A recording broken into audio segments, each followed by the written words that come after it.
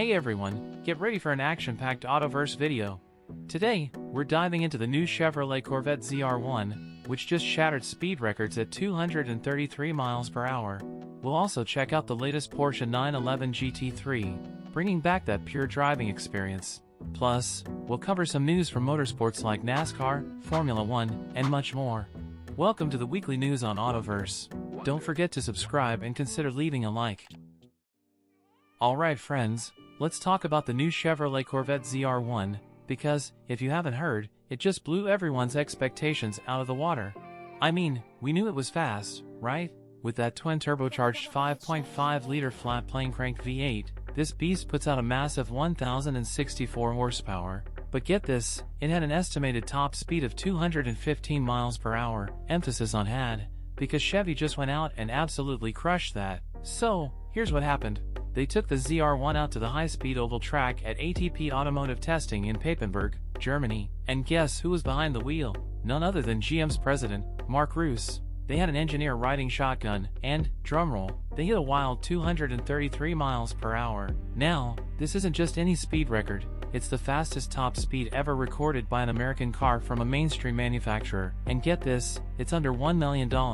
It wasn't just a one-time thing either. 5 Chevy engineers hit over 230 miles per hour in the same round of testing. And here's the wild part, ZR1 lead engineer Chris Barber said that hitting those speeds actually felt stable. Like, oh, I'm just cruising along at 230 on the highway. Crazy, right? That's how refined this car is. And before anyone asks, this was a stock ZR1, no special mods, just the standard aero package, regular spoiler, Michelin Pilot Sport 4S tires, and aluminum wheels.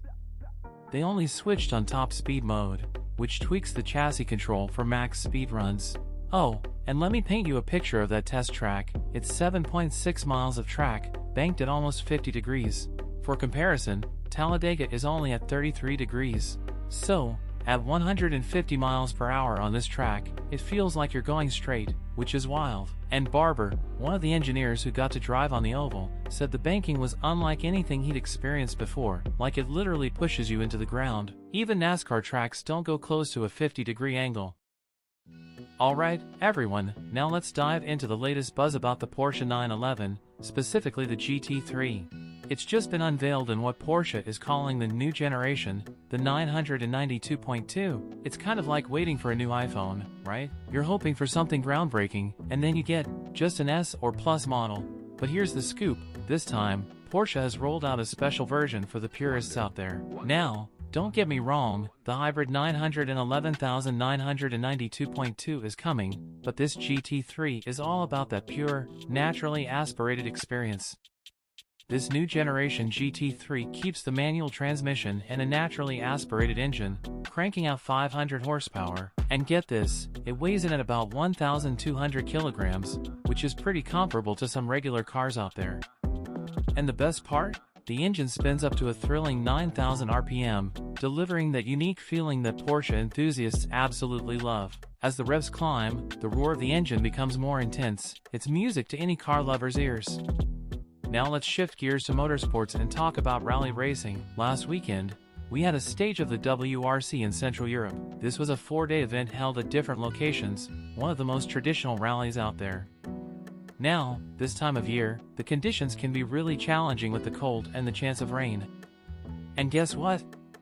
Ott Tänak took home the victory. It was thrilling to watch, especially since he's been in the category for 15 years, racking up 21 wins and snagging a championship back in 2019.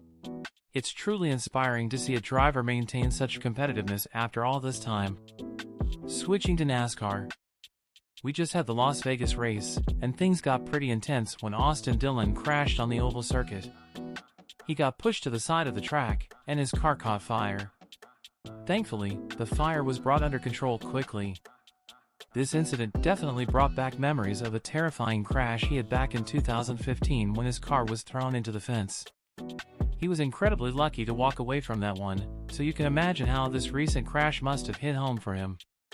On a brighter note, Joey Logano clinched the win, with Christopher Bell coming in second and Daniel Suarez taking third.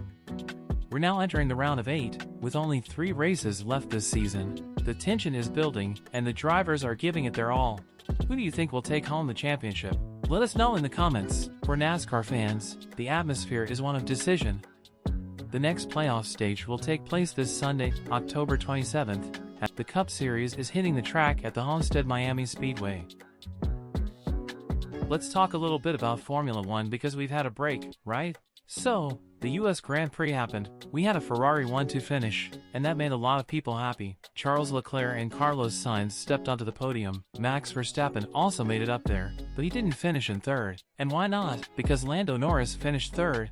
However, he ended up with a 5-second penalty, while attempting to overtake. While he actually did overtake Verstappen, we had that thing we always talk about. When these situations happen, funny moments.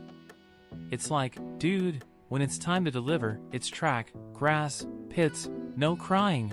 Now, let's go. The fans are divided. Some think Verstappen closed the door and pushed Norris off the track, while others say the penalty was fair. Now, whether this was fair or not, I want you to leave your comments for us. Next week there's a race again. We have the Mexican Grand Prix.